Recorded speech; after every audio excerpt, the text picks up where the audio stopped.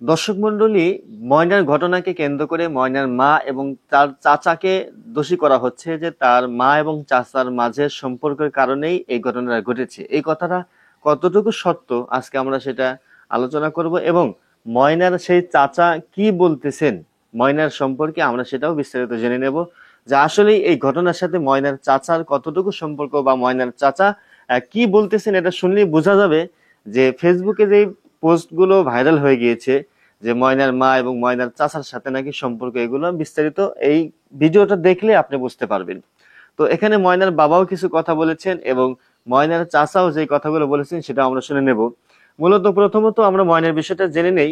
ব্রাহ্মণবাড়িয়া জুরাইল থানার যে ময়নার ঘটনা, ময়নার বয়স হচ্ছে 9 বছর। সে মাদ্রাসায় ইবতেদাইয়া পড়েন। তো সেই পাশেই যে মসজিদের দোতলার ছাদেতে ময়নার পুরা বডিটা সেখানে পাওয়া গিয়েছে।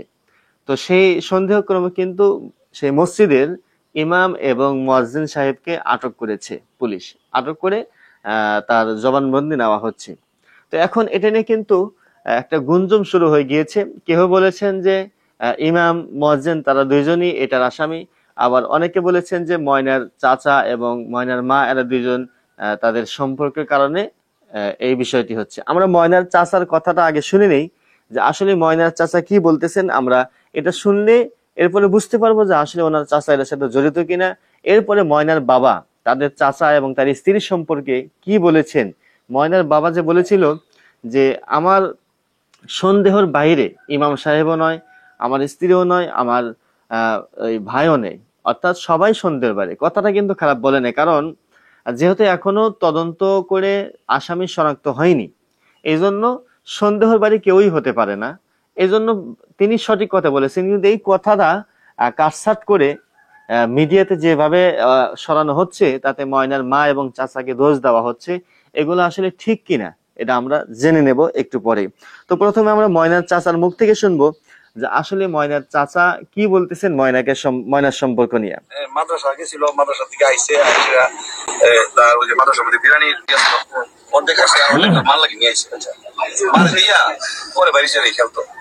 আমার কাছে আমি ওই যে আমার সামনে বসে আছি, পরে আমার কাছে ফোন দিয়েছে মাকে করে, আমার স্বাস্থ্য ফোন দিয়েছে ভাই আমরা করে দেখি, আমার একটু মেয়ে সব ভাই আমরা করে দেখি। পরে আমি কোনো নাই ভাই আমরা করো নাই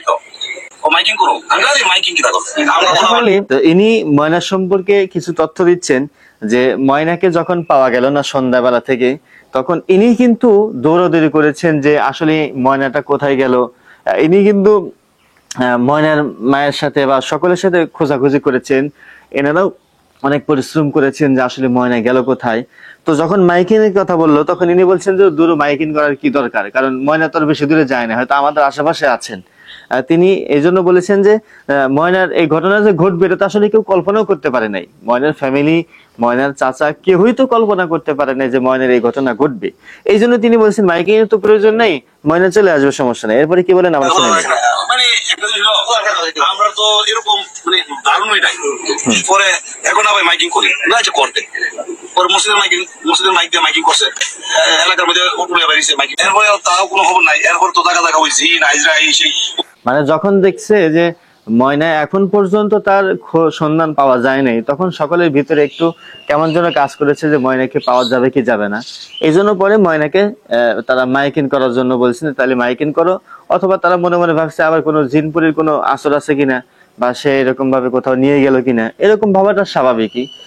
তো যখন অনেক খোঁজাখুঁজির পরে যখন ময়নাকে পেল না, তখন সকলের ভিতরে একটা কেমন যেন অন্যরকম একটা চিন্তা ক্রাস করলো যে কি হলো তাহলে ঘটনাটা। এরপরে কি বলে আমরা শুনে নিই।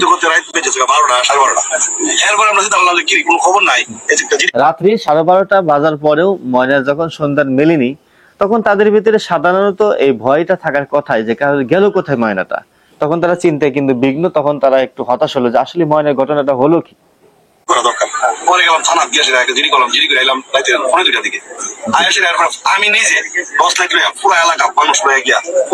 দর্শক মন্ডলী, এই যে ফেসবুকে যে গুঞ্জনটা আছে যে ময়নার মায়ের সাথে চাচার সম্পর্ক, এটা আসলে পুরাই কিন্তু মিথ্যা একটা গুজব, আপনারা কেউ বিশ্বাস করবেন না। দেখেন এখানে ময়নার চাচা কিন্তু বলতেছে যে আমি নিজে গিয়ে টর্চ লাইট দিয়ে আমি খুঁজেছি যে ময়না কোথায়। আসলে ইনি অনেক ভালো একজন মানুষ, তিনি অনেক চেষ্টা করেছে ময়নাকে খোঁজার জন্য, কিন্তু কিছু সংখ্যক যারা আছে তারা আসলে এটা অপপ্রচার চালিয়ে যাচ্ছে। কেন চালাচ্ছে এটা বলতে পারতেছি না, তাদের সাথে কোনো শত্রুতা আছে কিনা এটাও এখনো বলা যাচ্ছে না। তো যাই হোক, আরো কি বলে আমরা শুনে নিই। কিন্তু আসলে মসজিদের ভিতরে যে দোতলার মধ্যে এরকম কেউ না, মসজিদের দোতলা ইউজ বলতে শুধু জুমার দিন, আর বাকি দিন সকালবেলা মক্তব করে।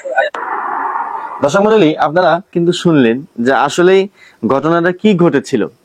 ময়নার চাচার কথা হচ্ছে যে আমরা তো কল্পনাও করতে পারি নাই যে আসলে এই ঘটনাটা এরকম ভাবে ঘটবে। তাহলে ঘটনাটা ঘটালো কে? যে মসজিদে যে ময়নার এই অবস্থা থাকবে, ময়নাকে যে মসজিদের সাথে পাওয়া যাবে, এটা তো আমরা কখনো কল্পনা করতে পারিনি। আসলে এটা কল্পনারও আসে না, কারণ হারিয়ে গেছে বিভিন্ন জায়গায়, মসজিদে কিভাবে তাকে পাওয়া যাবে।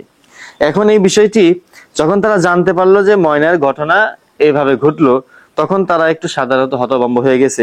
পরে পুলিশ কিন্তু আপনার এই ময়নার ঘটনাকে তদন্ত করার জন্য মসজিদের যে ইমাম মুয়াজ্জিন আছেন তাদের দুজনকে গ্রেপ্তার করেছেন।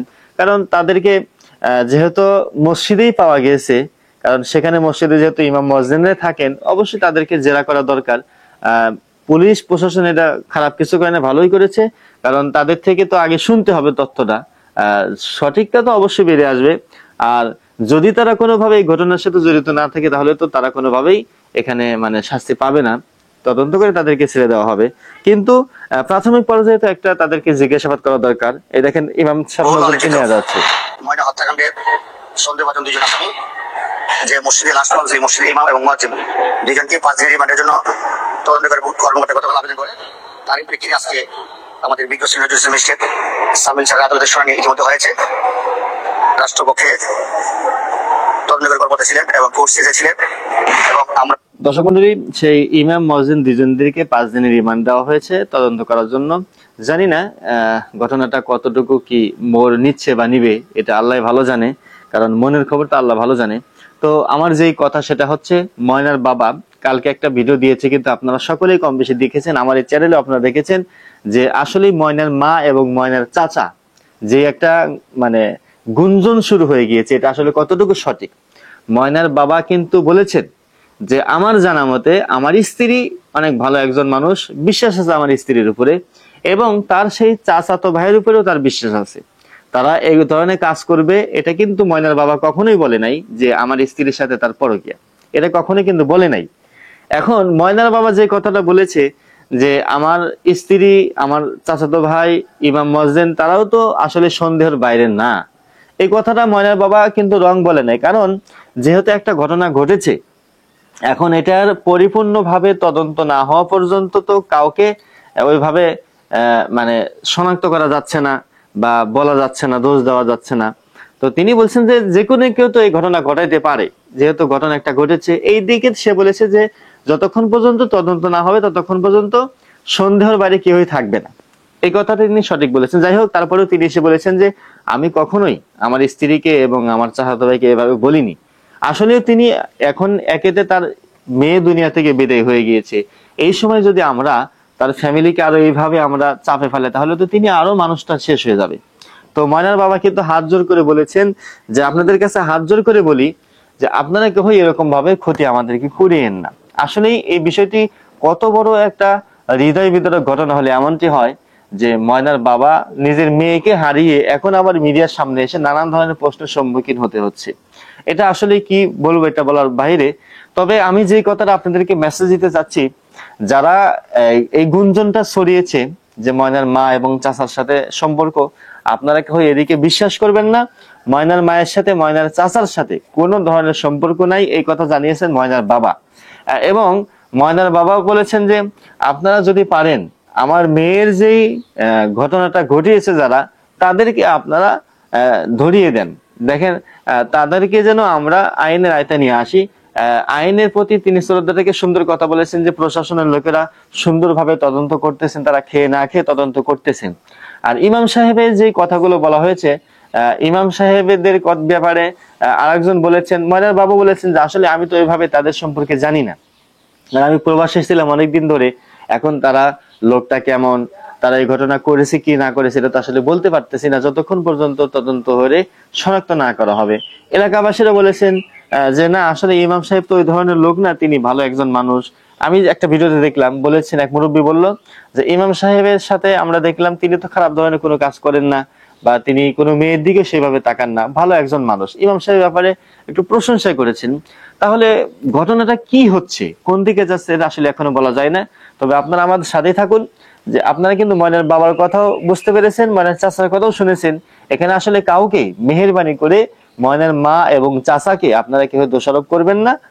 দেখা যাক, প্রশাসন এটা তদন্ত করতেছে, তদন্তের পরে কি হবে অবশ্যই তো সত্য প্রকাশ হবে, তখন ইনশাল্লাহ আপনাদেরকে জানিয়ে দেব যে আসলে এই ঘটনার সাথে কে কে জড়িত ছিল। আজকের মতো এ পর্যন্তই। সকল ভালো থাকবেন, আর ভিডিওটি আপনারা সর্বোচ্চ শেয়ার করে দেন।